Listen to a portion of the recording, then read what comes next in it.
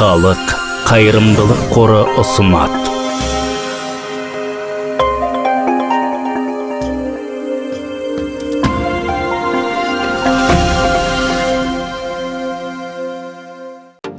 Трансформатор білігі бастапқы орамның магнит ағымын екінші орамға тиімді жіберуге ықпал етеді.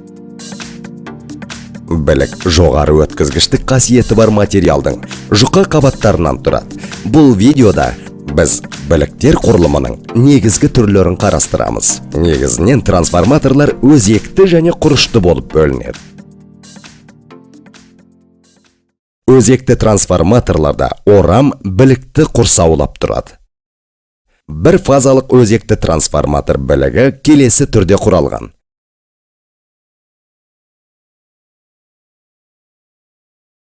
Мұнда 3 фазалы өзекті трансформатор білігінің құрылымы көрсетілген. Көріп отырғанымыздай, бастапқы және екінші реттік орамдар бір өзекте орналасқан. Құрышты трансформаторда білік орамды айнала орналасқан.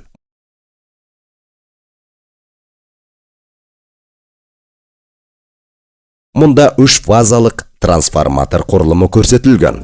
Көріп отырғанымыздай, өзекті түрдің құрылымы құрыштағыға қарағанда үнемді және дайындау тәсілі қарапайым болып келеді. Алайда, жоғары қуатты және кернеулі жерлерде құрышты трансформаторды қолданған жөн. Себебі оның қысқа тұйықталуға қарсы төзімділігі едәуір жоғары. Сонымен қатар, ол қуат және салмақтың үздік арақатынасына ие болып келеді. Сонымен, трансформатор біліктерінің түрлерін талдауды аяқтаймыз. Назарыңызға рахмет.